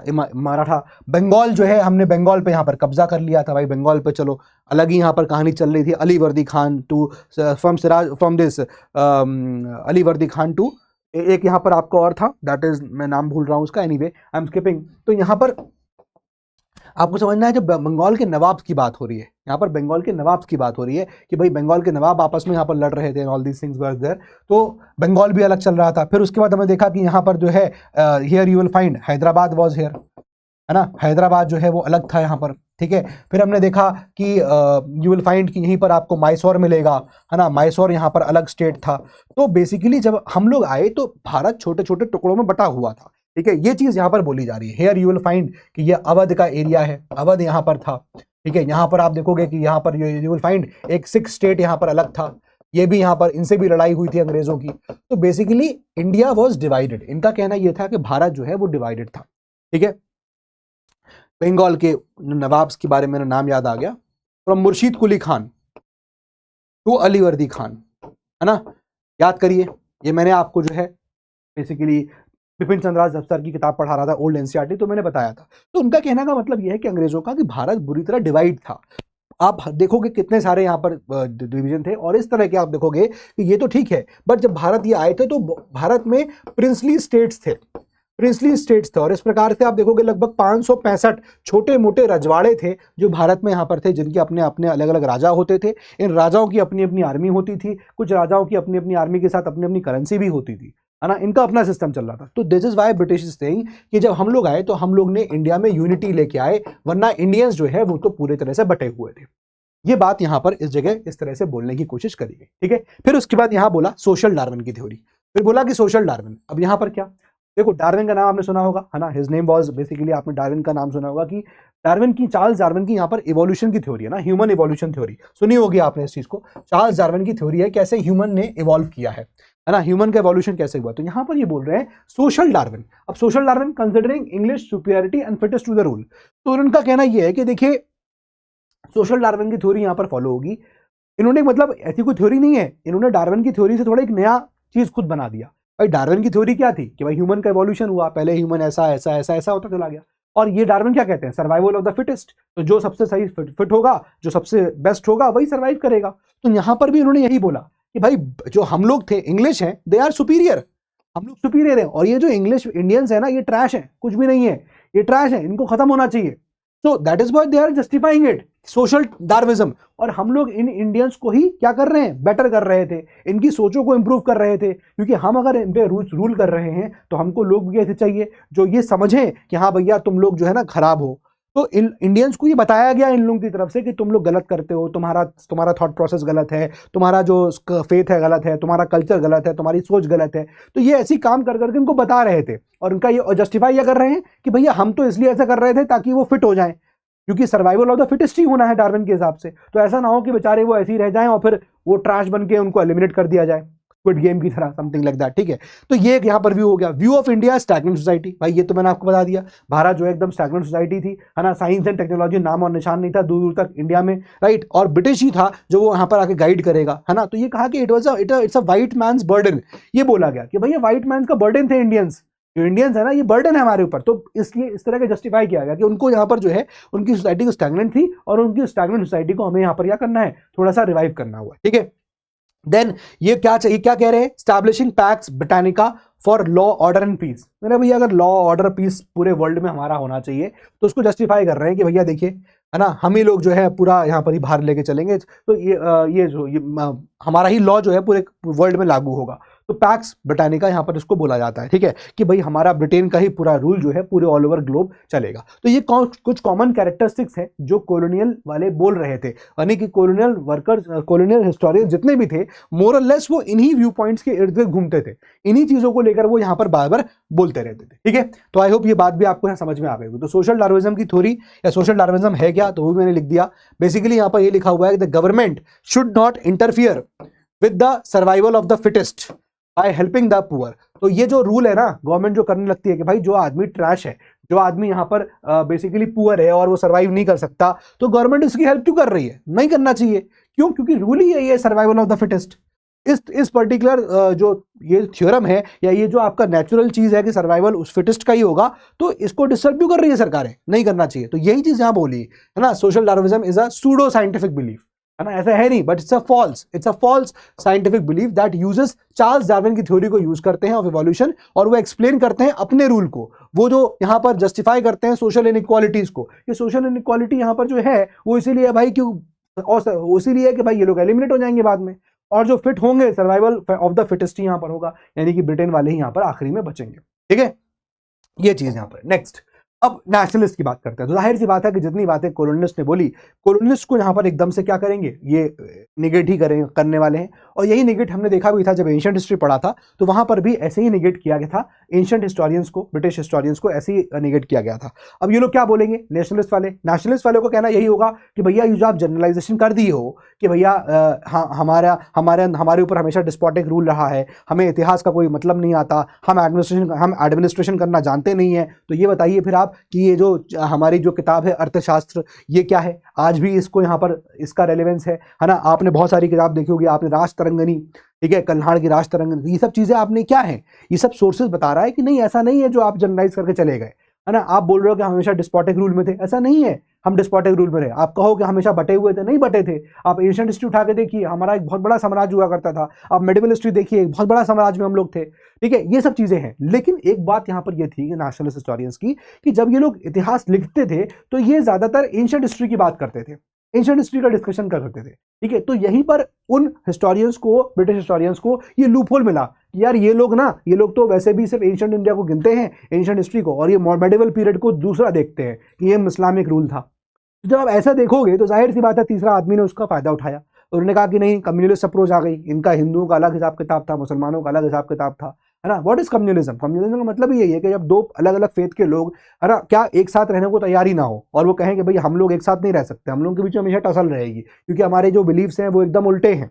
ये बिलीव बैठाया गया, तो कम्युनलिज्म होगा ही। तो जब ये इस तरह की फीडिंग होगी तो यही चीज का फायदा उठाया गया और कम्युनल अप्रोच भी जो है आपको देखने को मिलेगी। ठीक है, तो नेशनलिस्ट अप्रोच क्या कह रहे थे भाई, ये कह रहे थे नहीं भाई यूनिटी है ना, नेशनलिस्ट फीलिंग्स, तो नेशनलिस्ट अप्रोच प्रमोट्स यूनिटी। वो कह रहे थे भैया यूनिटी है साफ साफ, ऐसी कोई बात ही नहीं है। और वो कह रहे थे यूनिफाई, भाई ठीक है हमारे यहाँ बहुत डाइवर्सिटी के लोग हैं, बट यही तो हमारी स्ट्रॉन्ग पार्ट है। हमारे कंट्री में इतने डाइवर्सिफाइड लोग हैं, मराठा भी हैं, पंजाबी भी हैं, सिख भी हैं, है ना, और आपको आप देखोगे नॉर्थ ईस्ट के लोग भी हैं, तमिल भी हैं, तेलुगु भी, सब कुछ है। लेकिन उसके बाद भी हमारे यहाँ इतनी डाइवर्सिटी के बाद भी हमारी सोसाइटी यूनाइटेड है। तो it unifies the people across the religious, caste, linguistic, अलग अलग भाषा लोग बोल रहे हैं, क्लास, इन सबको हम क्या कर रहे हैं, यूनिफाई कर रहे हैं। तो नेशनलिस्ट हिस्टोरियंस ने इस बात को यहाँ पर इम्फोसाइज किया। इनका ही कहना था, अच्छा ये बता दिया मैंने आपको, नेशनलिस्ट हिस्टोरियंस 1947 के बाद आए। रीजन 1947 से पहले जो लोग थे, नेशनलिस्ट लीडर्स थे, वो उस वक्त जब लिखते तो वो जाहिर सी बात है प्रेजेंट टाइम होता। 47 के बाद जब कोई लिखेगा, पीछे का लिखेगा, तभी तो इतिहास बनेगा। तो ये एक पॉइंट, सिंपल सा पॉइंट है। Now nationalist historiography focused on ancient and medieval Indian history. अब ये जो नेशनलिस्ट हिस्टोरियोग्राफी थे, जो ये इवेंट्स को स्टडी कर रहे थे, उसका मतलब निकाल रहे थे, एंशिएंट और मेडिवल का यहाँ पर ही फोकस होता था। ठीक है, और in the late 19th century nationalist criticised colonialism economic impact. अब इन्होंने यहाँ पर कोलोनिज्म का इकोनॉमिक इंपैक्ट को यहाँ पर साफ साफ बोला कि भैया ये बताइए कि ये जो लोग हैं ना, ये क्या कर रहे हैं, कि देखो इनका पॉइंट क्या था, इनका पॉइंट ये है कि फॉर एग्जांपल ये हमारा फॉर एग्जांपल इंडिया है, ठीक है, ये हमारा इंडिया है। अब इनका क्या था कि भाई ये जो कोलोनिज्म का इकोनॉमिक इंपैक्ट क्या पड़ा इंडिया पे, ये जो कोलोनियलिज्म आए, कॉलोनी बनाया इन्होंने इंडिया को, इसका इकोनॉमिक इंपैक्ट भी इन्होंने यहाँ पर एक पॉइंट ये भी रेज किया कि इसका इकोनॉमिक इंपैक्ट क्या था, कैसे। इन्होंने ये कहा कि भाई ये देखिए कि जो आपके यहाँ पर गुड्स है ना, इंडिया में जो आपको रॉ मटेरियल मिलता है ना, ठीक है, ये जो रॉ मटेरियल है, तो ये रॉ मटेरियल क्या कर रहे हैं, ये अंग्रेज जो है हमसे इस रॉ मटेरियल को ले रहे हैं। ठीक है, ये जो ब्रिटिश है ना, ब्रिटिश हमसे क्या कर रहा है, इस रॉ मटेरियल को ले रहा है। ठीक है, और अब रॉ मटेरियल समथिंग जो आपकी कंट्री में होना चाहिए। अगर ब्रिटिश कुछ करता आपके लिए बेहतर, तो ये करता कि भाई ठीक है रॉ मटेरियल यहीं पर है, हम यहीं पर प्रोडक्शन भी कर देंगे, हम यहीं पर प्रोडक्शन करेंगे, यहीं के लोगों को हम एम्प्लॉयमेंट देंगे, तो फिर भी एक बार को बात अच्छी होती, फिर भी एक बार को अच्छी बात होती कि भाई आपने कंट्री में प्रोडक्शन किया, यानी कि आपकी कंट्री में प्रोडक्शन होने का मतलब मशीन्स आ गई, इंडस्ट्रीज आ गई, है ना, इंडस्ट्रीज आ गई। इसका मतलब इंडस्ट्रीज का मतलब क्या हो गया कि आपके कंट्री में सेकेंडरी सेक्टर है ना, सेकेंडरी सेक्टर जिसको आज तक इंडिया जो है वो उसके लिए परेशान है। भाई मेक इन इंडिया आज भी चिल्ला रहे हैं, क्योंकि हमारे प्रोडक्शन नहीं हो रहा है। तो अगर ये चीज अंग्रेज कर देते उस वक्त, ये प्रोडक्शन ही हमारे यहाँ कर देते, पैसा लगा रहे हैं ठीक है प्रोडक्शन कर दो, इंडस्ट्री सेटअप होंगी, सेकेंडरी सेक्टर आ जाएगा, उससे क्या होगा, जब इंडस्ट्री बनेगी तो उससे क्या होगा, लोगों को एम्प्लॉयमेंट मिलेगी, है ना, लोगों को एम्प्लॉयमेंट मिलेगी। तो बेसिकली अगर अंग्रेज कुछ ऐसा कर देते तब तो अच्छी बात होती, लेकिन हुआ क्या कि उन्होंने रॉ मटेरियल लिया और वो बाहर ले गए, अपने यहाँ उन्होंने इंडस्ट्री बनाई, है ना, अपने यहाँ इंडस्ट्री बनाई। यहीं पर आप देखोगे कि 1750s के आसपास से क्या शुरू हुआ, यहाँ पर शुरू हुआ इंडस्ट्रियल रिवॉल्यूशन शुरू हुआ। और ये इंडस्ट्रियल रिवॉल्यूशन की वजह से यहीं पर क्या हुआ, ये जो रॉ मटेरियल आया, इससे उन्होंने बनाया फिनिश गुड्स, अब ये क्या करते थे कि हमारे जो रॉ मटेरियल थे, ये हमारे रॉ मटेरियल बड़े सस्ते जाते थे, सस्ते मतलब चीप खरीदते थे, ये लोग सस्ता दाम में खरीदेंगे। और जो फिनिश गुड्स होता था वो इंडिया में यहां पर बड़ा ही महंगा होके आता था, एक्सपेंसिव होके आता था। तो बेसिकली इंडिया के सामान से ही इंडिया के सामान को पहले ले रहे हैं सस्ते दामों पे, और फिर हमारा ही सामान हम ही को महंगे दाम पे बेच रहे हैं। अरे भाई तुम हमको एक चीज देने के लिए 50 रुपए दे रहे हो फॉर एग्जाम्पल, ठीक है, एक 50 रुपए दे रहे हो रॉ मटेरियल, और उस चीज से फिनिश गुड्स लेके आ रहे हो और हम ही को तुम 500 में बेच रहे हो। तो इंडिया का घाटा इस तरह से हो रहा है। तो कोलोनिज्म का जो इंपैक्ट है वो कितना बुरा यहां पर हो रहा था, यही चीज यहां पर जो है नेशनलिस्ट हिस्टोरियंस जो है बोल रहे हैं कि in the late 19th century nationalist criticised colonialism economic impact, इसको काफी क्रिटिसाइज किया। और इस वजह से ही देखिए हमने देखा है कि यहां पर ड्रेन ऑफ वेल्थ की थ्योरी भी यहां पर आती है। कौन देता है बताइए जरा, कमेंट बॉक्स में बता दीजिएगा। ड्रेन ऑफ वेल्थ ये थ्योरी भी यहां पर इसलिए प्रोपाउंड करी जाती है हमारे नेशनलिस्ट हिस्टोरियंस के द्वारा कि हमारा ही यहां पर वेल्थ जो है वो ड्रेन हो रहा है। ठीक है, तो रॉ मटेरियल हमारा ले जाके फिनिश गुड्स बना रहे हैं और उसको मार्केट में बेच रहे हैं। सिर्फ इंडिया ही नहीं, और कंट्रीज में बेच रहे हैं उसको, अलग अदर कंट्रीज में बेचा जा रहा है, तो वहां से भी पैसा मिल रहा है ब्रिटेन को। ये सब चीजें हो रही हैं। ठीक है, ये चीज हो गया। नेक्स्ट, अब नेशनलिस्ट लीडर्स में कौन कौन से नाम आएंगे, जैसे अभी हमने कॉलोनिस्ट लीडर्स में 2 नाम देखे, वीए स्मिथ देखा, हमने माउंट स्टुअर्ट देखा, हमने मैक्स मुलर देखा, हमने वहां पर हमने एक नाम और देखा था, कौन सा देखा था, राइट, जेम्स मिल देखा था। ठीक है, तो ये आपके कुछ नाम है जो कॉलोनिस्ट हिस्टोरियंस हो गए। नेशनलिस्ट हिस्टोरियंस में आप यहाँ पर जो 2-3 नाम लिख सकते हैं, एक आपको हो गए आरसी मजुमदार, किताब के अंदर दिया हुआ है, और साथ में आप लिख लीजिए ताराचंद। वैसे तो बहुत सारे थे किताब के अंदर, यहाँ 2 ये नाम लिखे हुए हैं। ठीक है, ये हमारे नोटेबल नेशनलिस्ट हिस्टोरियंस हो गए जो हमारे इंडिया की भारत के जो इवेंट्स हुए थे, इंसिडेंट्स हुए, उसको इस प्रकार से यहाँ पर देख रहे थे। क्लियर हो गया? चलिए आगे बढ़ते हैं, moving on to the next. Now Marxist. Now Marxist के बारे में मैंने आपको ऑलरेडी बताया। मार्क्सिस्ट यहाँ पर क्या कह रहे हैं, इनका अप्रोच शुरू होता है, और मार्क्सिस्ट अप्रोच को यहाँ पर 2 किताबें हैं। मार्क्सिस्ट अप्रोच के लिए 2 किताबें हैं जो इंपॉर्टेंट है। एक किताब कौन सी है, आरपी दत्त की है, एक किताब रजनी आरपी दत्त की है, एक किताब आरपी दत्त की है, और दूसरी किताब आप देखिएगा AR देसाई की है, AR देसाई की है। ये 2 किताबें आपके लिए इंपॉर्टेंट है। क्या, एक तो इन्होंने किताब लिखी थी कौन सी, इंडिया टुडे, इन्होंने किताब लिखी इंडिया टुडे। ठीक है, और यहां पर इन्होंने कौन सी बुक लिखी, लिखा है social background of Indian nationalism, social background of Indian nationalism. ठीक है, अब यहां पर क्या थ्योरी थी वो जरा समझ लेते हैं। देखो जरा, नाउ ये दोनों बुक्स जो है लिखी गई थी, वे written for the Left Book Club. ये जो क्लब था इंग्लैंड में, उस क्लब के लिए ये किताब यहां लिखी गई थी, एंड लेटर उसको बाद में इंडिया में पब्लिश किया गया। तो समवेयर अराउंड देखोगे कि ये किताब जो है कहीं अप्रोक्सीमेटली 1940 के आसपास जो है ये ब्रिटेन में पब्लिश होती है, और फिर उसके बाद इंडिया में पब्लिश हुई अराउंड 1947। तभी इंडियंस को इसके बारे में पता चला कि अच्छा, हमारे जो नेशनल स्ट्रगल का, हमारा जो नेशनल स्ट्रगल है, फ्रीडम स्ट्रगल है, उसको ऐसे भी देखा जाता है। तब हमको एक अलग पर्सपेक्टिव पता चला। ओके, हमारे 1757 से लेकर 1947 के बीच में जो इंसिडेंट्स हुए, इवेंट्स हुए, उसको एक नजरिया ऐसा भी है देखने का। ठीक है, अब ये क्या बोल रहे थे यहाँ पर, चलिए देखते हैं इनका क्या कहना है। इनकी 2 बातें यहाँ पर है। पहला, इन्होंने मार्क्सिस्ट अप्रोच ने क्या बोला, contradiction between colonial masters and subject people. इन्होंने कहा कि देखिए, यहां पर जो कॉन्ट्रडिक्शन था वो 2 कॉन्ट्रडिक्शन था। क्या, कैसे ये देख रहे हैं मार्क्सिस्ट जो है, जो थ्योरी दे रहे हैं, वो कैसे देख रहे हैं इस पूरे इंसिडेंट को। कह रहे हैं कि एक तरफ तो है कॉलोनियल मास्टर्स, वही जो आपको यहाँ बुर्जुआज हो सकते हैं, ये जो आपके बुर्जुआज होंगे, और एक तरफ है आपके सब्जेक्ट पीपल, यानी कि जो इंडियंस है, नेटिव इंडियंस, है ना, यानी कि जो आपके नेटिव इंडियंस हो गए। तो ये नेटिव इंडियंस जो हैं, ये आपके एक तरह से वो हो गए जो प्रोलेटेरिएट हो जाएंगे, यानी कि जिनसे काम कराया जा रहा है, जिनको सप्रेस, ऑप्रेस, एक्सप्लॉइट सब किया जा रहा है। तो एक तो इनका यहां पर ये था कि भाई मार्क्सिस्ट कह रहे थे कि जो ये पूरा आप देख रहे हो ना 1757 से 1947 तक, it is basically a contradiction which was going on between colonial masters and the native Indians. ये लिखा है। तो मार्क्सिस्ट जो हिस्टोरियंस हैं वो इसको देखते हैं कि is a contradiction between the colonial masters and the subject people, यानी कि लोकल पीपल।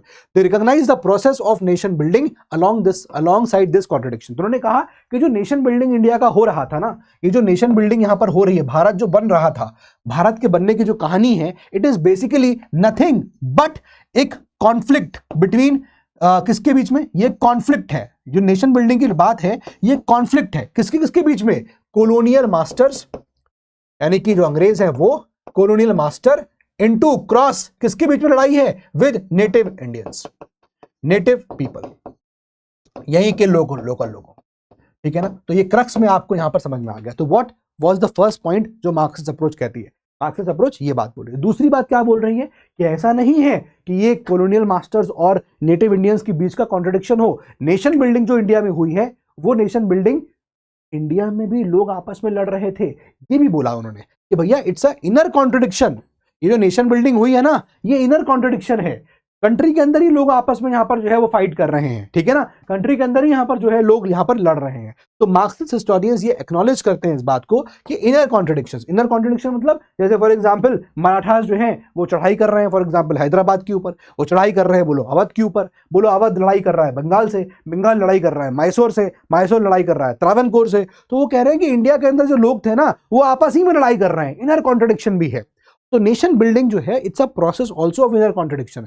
अंदरूनी लड़ाइयां जो होती रही, उससे भी नेशन धीरे धीरे इवॉल्व होता चला गया। तो मार्क्सिस्ट अप्रोच यहां पर ये कहती है। ठीक है, सिंपल है।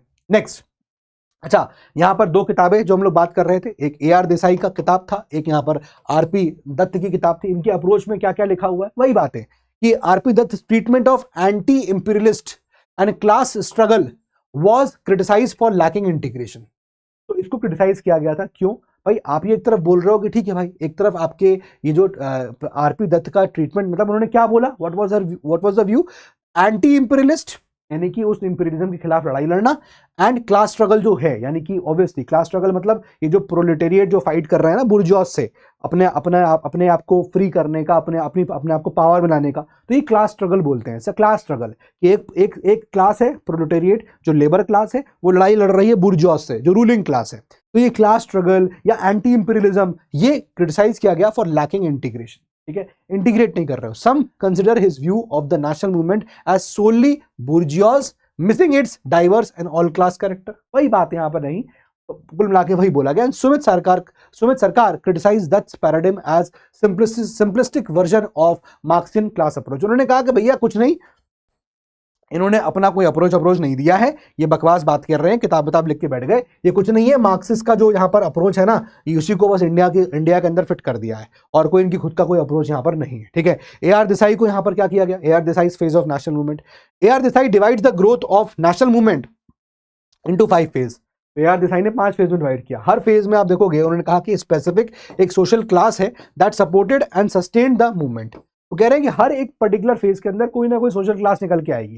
जैसे कभी हमने देखा कि गरीब कभी लड़ाई लड़ने आए मूवमेंट में, कभी देखा कि गरीब नहीं आए अमीर आए, कभी देखा हमने खाली वकील आए, कभी देखा हमने खाली औरतें आई, कभी देखा हमने कि भाई किसी मूवमेंट में फॉर एग्जाम्पल कोई ऐसा मूवमेंट था जो एग्रीकल्चरल मूवमेंट था, पीजेंट मूवमेंट था, तो सिर्फ पीजेंट्स लड़ने आ रहे हैं। तो अलग अलग फेज में अलग अलग सेक्शन के लोग जो है वो सोशल क्लास जो है वो लड़ाई लड़ रही है। तो अल्टीमेटली वही कि वो प्रोलेटेरिएट हो गए जो लड़ रहे हैं, जो रूल्ड है, जो परेशान है, जो सप्रेस है, जो ऑपरेस है, जो एक्सप्लॉइटेड है, और एक तरफ वो है जो एक्सप्लॉइट कर रहे हैं। तो ये दोनों का यहाँ पर वही व्यू था। ये किताब यहाँ पर दोनों की मेंशन हो गई है। सब अल्टर्न अप्रोच क्या है, फोर्थ अप्रोच पे आ गए हम लोग, सिंपल है, कुछ भी नहीं है इसमें। सब अल्टर्न अप्रोच क्या कह रहा है? अच्छा, पहला चीज जो आपको सब अल्टर्न अप्रोच में नोट करना है और अपने एग्जाम पर्सपेक्टिव याद करना है कि भाई ये शुरू किसके अंदर हुई, रंजीत गुहा, वेरी इंपॉर्टेंट। और रंजीत गुहा की यहाँ पर किताब थी सब अल्टर्न स्टडीज 1। ठीक है, ये किताब आप यहाँ पर देख सकते हो, ये किताब है। ठीक है, तो ये जो आप देख रहे हो कि ये जो सब अल्टर्न अप्रोच है, इसमें क्या कहा गया, इसमें ये कहा गया कि भाई ये जो लोग है ना, ये यहाँ पर मोर और लेस मार्क्सिस्ट जैसा। क्या सब अल्टर्न अप्रोच में who are subaltern poor people, who are subaltern poor people, और एक तरफ कौन है एलीट अमीर तबका, एक तरफ कौन है अमीर, एक तरफ कौन है पुअर। यही यहां पर देखो लड़ाई है। क्या सब अल्टर्न हिस्टोरियोग्राफी चैलेंजेस द एलिटिस्ट बायस। कि भैया ये जो आप देख रहे हो ना जो इंसिडेंट्स हुए हैं, तो इसका अप्रोच क्या है, वो कह रहे हैं कि भैया इसके लिए लोग बायस थे। कैसे? In Indian historiography. कैसे? कॉन्ट्रडिक्शन हो रहा है इनके बीच में इन कोलोनियल इंडियन सिस्टम। एलीट जब कोलोनियल इंडियन सिस्टम सोसाइटी चल रही है तो कॉन्ट्रडिक्शन था किसके बीच में, एक एलीट इंडियन हो या फॉरेनर हो वर्सेस सब अल्टर्न ग्रुप्स यानी कि जो पुअर पीपल है। तो not a conflict between colonialism and Indian people. तो सब अल्टर्न अप्रोच का कहना ये है कि ये जो आप सोच रहे हो ना कि ये जो इंसिडेंट्स हुए हैं 1757 से 1947 तक, ये कोई अगर सोच रहा है कि इट्स अ दिस थिंग, अगर कोई सोच रहा है कि ये लड़ाई है तो ये लड़ाई नहीं है। कोई सोच रहा है कि ये लड़ाई है क्या, this was the thing happening, तो सब अल्टर्न अप्रोच वाले कह रहे हैं कि नहीं नहीं भाई ऐसा कुछ भी नहीं है, दिस इज रॉन्ग, ऐसा बिल्कुल भी नहीं है, दिस इज कट, ऐसा नहीं है। तो कैसा है? उन्होंने कहा कि भैया जो इंडियंस हैं यही है, इन्हीं के बीच की लड़ाई है, अमीर गरीब की लड़ाई थी, अमीर गरीब की लड़ाई है, ये यहां पर बोला गया। ठीक है ना, तो ये बोला गया कि it's not a conflict between colonialism and Indian people. ऐसा नहीं है कि ये लड़ाई इसके बीच की हो, ब्रदर क्या लड़ाई है, कॉन्ट्रडिक्शन इन कोलोनियल। इस टाइम पीरियड में, कोलोनियल टाइम पीरियड में एलीट और सब अल्टर्न ग्रुप्स के बीच में ये कॉन्ट्रडिक्शन था। ये इनका यहां पर व्यू पॉइंट। क्लियर? चलिए आगे आते हैं, moving on to the next. अब यहां पर कई सारी चीजें हैं, जैसे कि ऑलरेडी मैंने आपको बताया कि जैसे फॉर एग्जांपल क्या क्या लिखा हुआ है, एलीट मूवमेंट्स। कौन होगा एलीट यहां पर? जैसे कि बोला इंडियन नेशनल कांग्रेस। अब 1885 में इंडियन नेशनल कांग्रेस बन गई, ये एलीट ग्रुप हो गया। लेकिन क्या आपको लग रहा है कि इंडियन नेशनल कांग्रेस के बनने से क्या सारी प्रॉब्लम सॉल्व हो गई थी? उनकी प्रॉब्लम मतलब वो अपनी प्रॉब्लम्स रखने लग गए थे ऐसा वैसा, बट गरीब तबका अभी भी था जो अभी बहुत खराब था। तो elite movements led by Indian National Congress seen as power struggles rather than genuine anti imperialist efforts. तो इनके एलिट मूवमेंट्स जिसको बोला गया, यानी कि जैसे इंडियन नेशनल कांग्रेस बनी, तो इंडियन नेशनल कांग्रेस के बनने को ये नहीं देखा गया कि यार ये तो जेन्यून एफर्ट्स हैं इंपीरियलिज्म को खत्म करने के लिए। आईएनसी को बनाया गया ताकि इंपीरियलिज्म के खिलाफ आवाज उठाई जाए, ऐसा नहीं देखा गया। रैदर इसको ऐसा देखा गया कि भैया ये तो कुछ नहीं, ये एलिट क्लास अपनी वाहवाही कर रहा है, अपनी बातें करने को बैठा हुआ है। ठीक है ना। तो ये बातें यहां पर बोली गई। तो नेशनलिज्म जो है ignored internal societal contradictions and marginalize perspective. तो जो नेशनलिज्म था, इनका पर्सपेक्टिव क्या है, जो आपका सबल्टन अप्रोच है कि भैया ये लोग पता क्या कर रहे थे, ये लोग मार्जिनलाइज सेक्शंस जो था उनके बारे में कुछ नहीं सोचते थे। ये लोग आज़ादी ढूंढ रहे थे कि चलो ठीक है ऐसा हो जाए वैसा हो जाए, बट किसानों का क्या होगा, जो मार्जिनलाइज सेक्शंस थे, जिनके पास एक वक्त का खाने का राशन नहीं हुआ करता था, उनके लिए कुछ नहीं सोचते थे। ठीक है ना।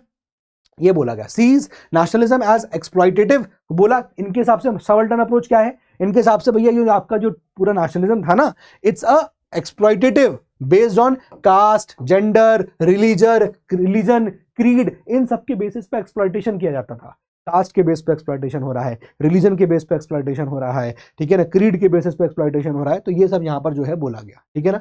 तो Indian society at that time not solely defined by class as capitalism was nascent. तो इंडिया में अभी कैपिटलिज्म बहुत नेसेंट था, यानी कि वही बात आ रही है ये वही चीज जो मार्क्सिस्ट वाली बात बोल रहे हैं ना, कि एक अमीर लोग होंगे, तो यहाँ भी अमीर लोग बताए गए, एक गरीब लोग होंगे जिनके ऊपर रूल हो रहा होगा। तो वही वो कह रहा है कि ठीक है, इंडियन सोसाइटी उस वक्त इतना बड़ा नहीं, इतनी वैसे मैच्योर नहीं हुई थी कि आप बोलो कि हाँ कैपिटलिज्म बहुत तगड़ा था। कैपिटलिज्म नेसेंट था अभी, ठीक है ना, वाज नेसेंट इनफ। तो कहीं ना कहीं अप्रोच था कि एलिट और जो सबअल्टर्न ग्रुप है उनके बीच का ये कॉन्ट्रडिक्शन था जो इस अप्रोच को यहाँ जन्म देता है। ठीक है।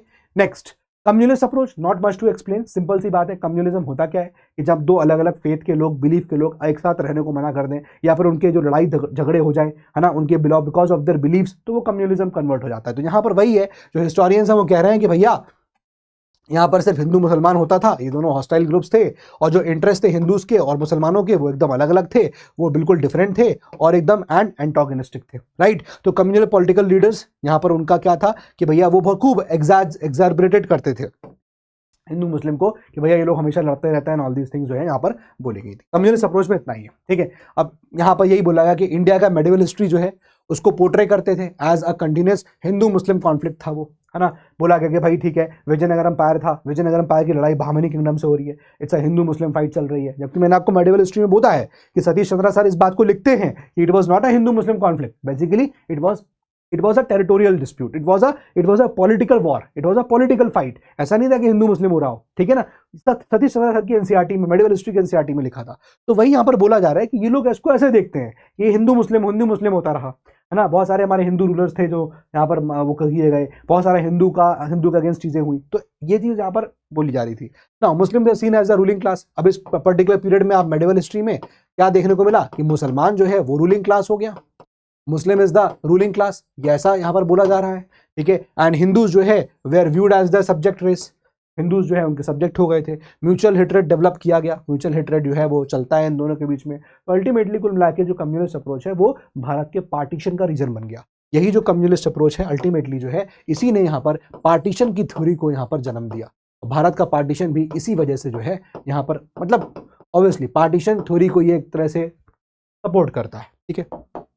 राइट। कैम्ब्रिज स्कूल, अभी एक कुछ नहीं है, सिंपल है, बकवास यहाँ पर लिख दिया गया है क्या कि fundamental contradiction under colonial rule among Indians, not imperialism versus Indian people. वही बात है कि भैया ये जो आप देख रहे हो ना, ये कैम्ब्रिज स्कूल ये कह रहा है कि ऐसा नहीं है कि ये लड़ाई लंदन वर्सेस न्यू दिल्ली की हो, ये लड़ाई लंदन वर्सेस न्यू दिल्ली की नहीं थी, गलत समझ रहे हो आप। ठीक है। क्या थी? इंडियन नेशनलिज्म जो था result of conflict among Indians for the benefit of power, benefit from British rulers, not struggle against colonial exploitation। तो यहाँ पर कैम्ब्रिज स्कूल ने एक अलग ही बात बोल दी, मतलब समझ में नहीं आता। ठीक है, किताब में लिखा हुआ है, कोई बड़ी बात होगी। इनका कहना यह है कि हमारे यहाँ जो आप देख रहे हो, लड़ाई जो देख रहे हो, ये ऐसा नहीं है कि कॉलोनीज फाइटिंग या कॉलोनियल टसल हो रही है इंडियंस के साथ, ऐसा नहीं है। बेसिकली इंडियंस जो है वो खुद आपस में लड़ रहे हैं फॉर पावर। कैम्ब्रिज स्कूल बोल रहा है कि इंडियंस खुद आपस में लड़ रहे हैं फॉर पावर, इनको ब्रिटिशर से पावर चाहिए, तभी ये लोग मॉन्टेक चेम्सफोर्ड रिफॉर्म्स लेके आ गए, तभी ये लोग आपका ये जो मॉडले मिंटो रिफॉर्म्स की डिमांड करते हैं, तभी ये लोग 1935 एक्ट में कहते हैं ये पावर चाहिए, वो पावर चाहिए, तभी ये लोग कहते हैं कि हाँ इस सेशन में हमने ये रेजोल्यूशन पास कर दिया, हमको पूर्ण स्वराज चाहिए। तो कह रहे हैं कुछ नहीं, ये कुछ नहीं, ये जो आप देख रहे हो ना नेशन बिल्डिंग हुई है, दिस इज नथिंग बट ये जो लोग थे इंडिया के लोग, उनको पावर चाहिए थी। उनका कहना यह है कि मान लो ये लोग नहीं होते, कोई और होते तो उनको पावर मिल जाती, आज की डेट में कुछ और कहानी होती। तो ये पावर टसल था, इन लोगों को ब्रिटिशर से पावर चाहिए थी, they were hungry for the power. ये बात यहाँ बोली। नेशनल मूवमेंट लीडर्स जो यहाँ पर थे, motivated by the quest for power, वो पावर के लिए मोटिवेटेड होते थे, हमको पावर मिल जाए, मटेरियल बेनिफिट्स के लिए लोग यहाँ पर जो है आवाज उठाते थे। ऑब्वियसली इसका क्रिटिसिज्म हुआ, है ना, reduces nationalism to animal politics. तो इसका क्रिटिसिज्म क्यों हुआ इस कैम्ब्रिज स्कूल अप्रोच का?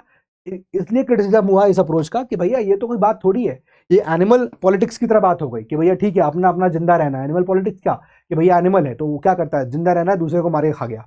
तो कह रहा है ऐसा कुछ नहीं था यहाँ पर, ये अप्रोच आपकी यहाँ पर गलत है, ठीक है। देन उसके बाद नेक्स्ट हम बात करेंगे लिबरल एंड न्यू लिबरल। यहाँ पर क्या अप्रोच थी? देखिए, economic exploitation of colonies seen as unfavourable for British. अब यहाँ पर एक नया ही, मतलब एक अलग ही पर्सपेक्टिव, मतलब मैं भी जब पहली बार कभी पढ़ा था उसको तो मुझे भी लगा अच्छा ऐसा भी सोच सकते हैं लोग। तो उन्होंने क्या बोला, अब देखिए बड़ा कैसी कॉमेडी बात है। इनका अप्रोच ये था, इन भाई साहब लोगों का अप्रोच क्या था, ये कह रहे थे कि भैया ये जो ब्रिटिश है ना हमारा कंट्री, हमारे कंट्री में बहुत बढ़िया डेवलपमेंट हो सकता था लेकिन नहीं हो पाया। क्यों? क्योंकि हमारे यहाँ के लोग जो है वो भारत में जाके इन्वेस्टमेंट कर रहे थे, इंडिया में जाके उन्होंने यहाँ पर टेलीग्राफ सर्विसेज शुरू कर दी, इंडिया में जाके उन्होंने रेलवे की सर्विसेज शुरू हो गई, है ना, इंडिया वालों को जो है एजुकेशन पे ध्यान दे रहे हैं, उनको पढ़ा लिखा रहे हैं। तो बेसिकली जो ब्रिटिशर्स कर सकते थे डेवलपमेंट इन द ब्रिटिश, वही पैसा उठा के उन्होंने यहां लगा दिया। की वजह से ब्रिटेन में इंडस्ट्रियल रिवॉल्यूशन डिले हो गया, इंडस्ट्रियल रिवॉल्यूशन डिले हो गया। ये लोग यहाँ पर इस तरह से देखते हैं कि जो चीजें हुई उसको ऐसे पढ़ाते हैं कि भैया हम तो बढ़िया चल रहा था ब्रिटिश वाले, लेकिन उस वक्त की सरकार पता नहीं क्या इंडिया चली गई खाम का। अगर वो इंडिया नहीं जाए गए होते तो शायद ब्रिटिश आज और तेज अच्छी उन्नति कर रहा होता। इस तरह की बातें बोल रहे, ठीक है। ये लिखा है कैपिटल इन्वेस्टमेंट जो कर रहे थे ब्रिटिशर्स इन ओवरसीज मार्केट, यानी कि ओवरसीज मार्केट कौन सा हो गया, इंडिया हो गया। इसकी वजह से डिले हुआ, इंडस्ट्रीज जो ब्रिटेन में आई वो देर में आई, ठीक है। तो इसके सपोर्टर्स कौन है? पैट्रिक ओब्रेन, हॉपकिंस एंड केन इसके जो है एक्सपोर्टर्स हो गए। इस बात को ये लोग बोल रहे हैं, ठीक है। देन उसके बाद लास्ट है that is feminist approach, that is as simple as that कि भाई वुमेन का क्या सिचुएशन था। Women's movement of 1970s spark the shift in women's history writing.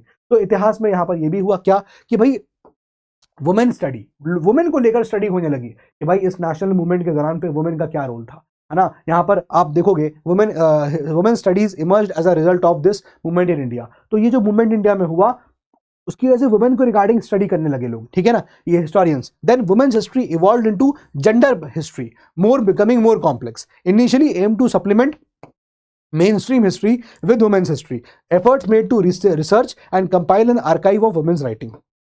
मतलब कुल मिला के ये जो नेशनल मूवमेंट चल रहा है उसमें वुमेन का क्या रोल था, है ना, किस प्रकार से इस नेशनल मूवमेंट में जेंडर का जेंडर हिस्ट्री देखने को मिल रही है कि अच्छा कितने यहाँ पर फीमेल थे, कितने यहाँ पर मेल थे जो उसमें पार्टिसिपेट हो रहे थे। ये भी एक अप्रोच यहाँ पर रखी गई थी, ठीक है। तो बस ये सिंपल है, कुछ ज़्यादा इसमें है नहीं। Colonial structures like the analyse for their impact on women lifes, कि अब ये जो कॉलोनियल स्ट्रक्चर्स थे, है ना, जैसे कोई लीगल चीज़ हो गई कि शादी ब्याह कम हो, कुछ भी हो गया तो उसका इम्पैक्ट जो है वुमेन की लाइफ पे क्या पड़ा, ये भी पढ़ा गया। फोकस ऑन वुमेन्स वल्नरेबिलिटी, कि भाई वुमेन जो है उस नेशनल मूवमेंट के टाइम पे कितना वल्नरेबल थे, है ना। Then analysis of progressive laws shaping gender relations, right, ऐसे लॉज को यहाँ पर एनालाइज किया गया जो जेंडर रिलेशंस को, gender neutrality and all this things को यहाँ काम कर रहे हैं। International attention on 2 influential works, अब 2 इन्फ्लुएंशियल वर्क्स फेमिनिस्ट अप्रोच में इंपॉर्टेंट हो जाती हैं।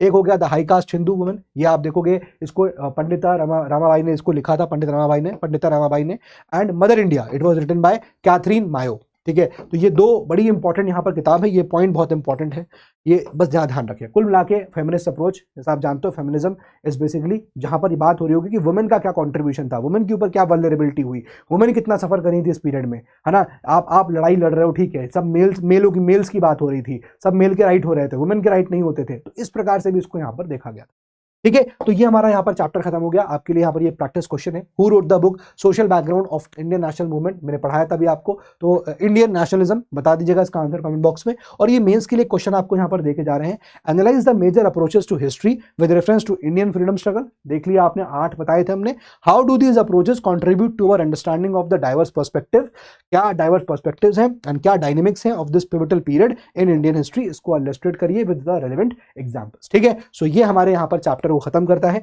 तो मैंने जल्दी आपको इन चीज़ों को एक्सप्लेन कर दिया, पूरे तरह से चैप्टर को खत्म कर दिया। अगला चैप्टर काफ़ी बड़ा है, तो हम लोग चलिए अगले चैप्टर में मुलाकात करते हैं। और कुछ अगर डाउट हो तो नीचे कमेंट बॉक्स में मेंशन कर देना। So that's all for today from my side. पढ़ाई करते रहिए, मेहनत करते रहिए।